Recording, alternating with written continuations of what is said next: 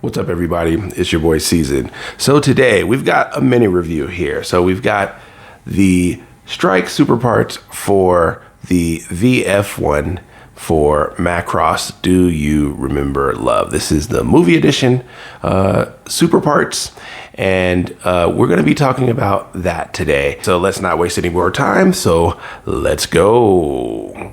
All right, so let's take a look at the box here first. So of course, you have the VF1S. This is actually the Hikaru version from Macross Do You Remember Love. His skull insignia was red. So you got that. I'll take a look at the back. So that kind of gives you the parts counts, what you've got inside. Okay. And then the different posing for the VF1. You also have multiple colors. It's kind of almost like a magnet that you put on there.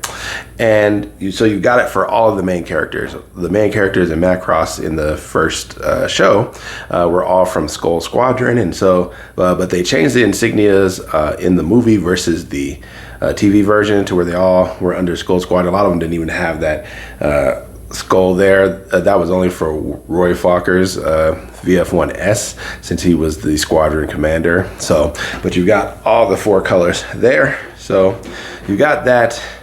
This is the side. That is the other side. All right, that's the bottom. And that is the top. All right, so let's take a look at what we got inside. All right, so let's open this bad boy. Let's see what we've got in here. Okay, so this is a pretty simple option set. For this is in Japanese. For this set, you're actually not going to be able to get this in America as far as buying it from some retail store. The reason for that is Harmony Gold. The first show specifically has been kind of caught up in rights problems in the United States, and so we won't get much from the first series, even though in America that's what most of us remember if you are were born in the 80s or an 80s kid. So of course, like you said, you got the booster packs here, you got the missile pods here. This is the parts for the legs, and you've got looks like the stand parts here, and then of course these are the different colors of the insignia, so you can use them for Max, Roy, Hikaru's one's red, and then his name I can never pronounce, the Japanese version of his name, but pretty much this was Ben Dixon in Robotech. So, but he's got green. So that's what we've got here. So we will put this on. I'll grab out my Roy Fokker and put that on, and we'll see how it looks. All right, so let's start putting this stuff on him here. So first off, let's get the big pieces out of the way here. So of course you've got this part here. This is what we're going to put on his back. So first things first, what we're going to do is we're going to take these, and then this part here will go into this part here. All right, let me get out of focus. Yeah, right there. So this part here, it just literally just snaps in just like that, and it'll actually fall into place relatively easily. Okay, just like that. So you got that. Okay, and then we're going to do the same thing for the other part. Okay, so take that, snap that in there. Okay, just like that. So that is the one. This is the cannon's on the right. The other booster part is on the left. That's usually how it is done. Okay, so that's what we've got for the backpack. We'll actually slide that on here shortly. But actually, let's do the legs first. So let's grab this here. Okay, and then what we're going to do is we're going to put these parts on. All right, so you've got this, and that just snaps on just like that, snaps into place just like that. You want to make sure that these are actually folded back, okay? And then we're actually going to take this part here, and then this snaps together like that, okay? Just like that, okay? And then we're going to do the same to the other leg. So relatively simple, nothing super stringent. You know, when you're dealing with plastic, a lot of times, you know, you can't be super rough with it. But, you know, these things are built to last, and they don't break very easily. So I will give them credit on that. So let's try to get this in here. All right. And then we'll get this other part here. put this on here. Yeah, so, you know, with Macross, you know, most of us in the United States know it as Robotech. And there's a lot of big reasons for that. It was a really big show. It was a big show in Japan, still is. It's an ongoing franchise. So, you know, that's really good. So that's what it looks like with the legs on. Okay. Hopefully he doesn't tip back there, because there we go. So you've got the legs on. Now, we'll actually take the missile parts here, and we will put those on. All right, so let's grab his arm here, and pretty much what this is going to go into that slot right there. So you just slide that in, boom, just like that. And then we've got this part here, and we will slide that into that just like that. Okay, so pretty much those are his armored parts. And now we can put the backpack on. So let's turn this bad boy around. This isn't too difficult, but the VF ones, because they're based on a plane and they actually have to transform, they're not very bulky. So pretty much what you're going to do is you're going to take this, and literally you're going to slide it in. Okay, so what we're going to do is, the easiest way to do this is to, let me get his arms out of the way here. Take this, open up his wings. Okay, kind of like that. And then what we're going to do is we're going to take this and push that down, and then we're going to take this, and literally this is going to slide up under it. Okay, and it's kind of going to be a little bit difficult to show you, but if you can look right in there, you just take that and then make sure that this all lines up correctly, and boom, just like that. Even though his gun fell out of his hand, but pretty much you just put it in there just like that. All right, and then you gotta make sure that you lock it into place. So you've got it like that. And then what we're gonna do is we're gonna make sure, because there's a little knob here, you gotta make sure that that goes on the inside. That'll kind of keep it in place. Okay, so take that and push that in there like this.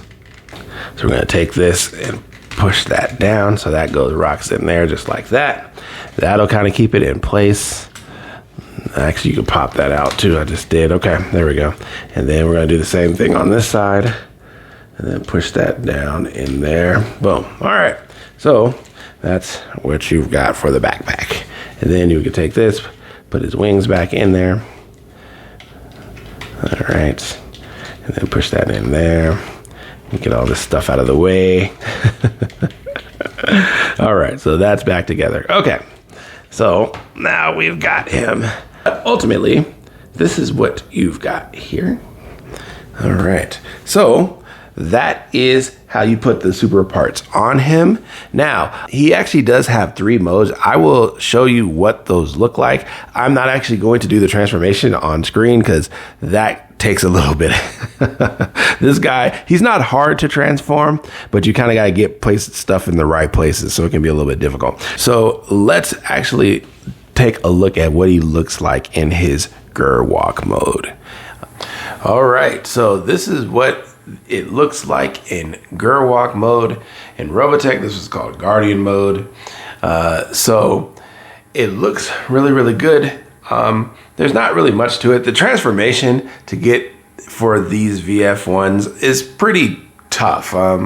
And it takes a long time. It would take me forever to try to explain it on camera. And actually, I hadn't transformed one in quite some time. And so I was like, wow, like I had forgotten how difficult these were. But as you see, it looks really solid in Gerwalk mode. And some people like this mode. I'm indifferent to it. It's great, you know, and actually in the show, there was 2 versions of this to where he had his hands out, and then there was one where he didn't. So, you know, but other than that, it looks great. So then we will actually take a look at what it looks like in fighter mode. So we'll get into that. All right, so this is what it looks like in the fighter mode, or in the jet mode.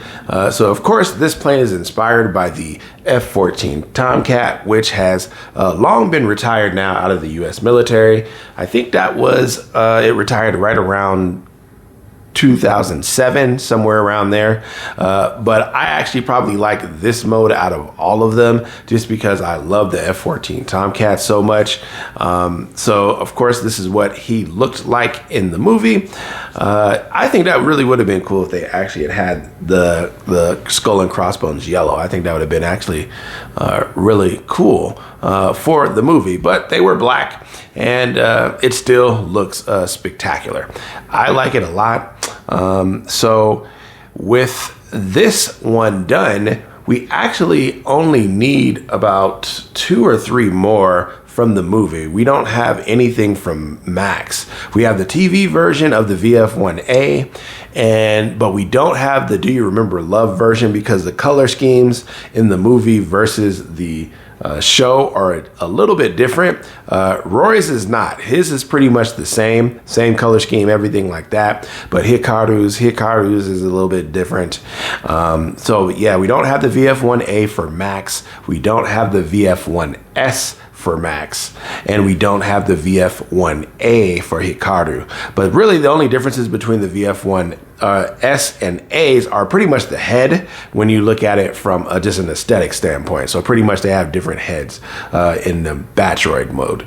So that's what I've got for this. So of course this looks spectacular. So I guess now we will get into final thoughts. All right, so last thoughts on this guy. So, of course, if you are a Macross fan, especially the original show or the Robotech fan, this is definitely the super parts. It's definitely something you want to pick up. Now, to my knowledge, Bandai has never reissued these. I haven't seen them reissue these, but you can still find these pretty easily on the secondary market, whether that's eBay or, Buy or whatever site that you use.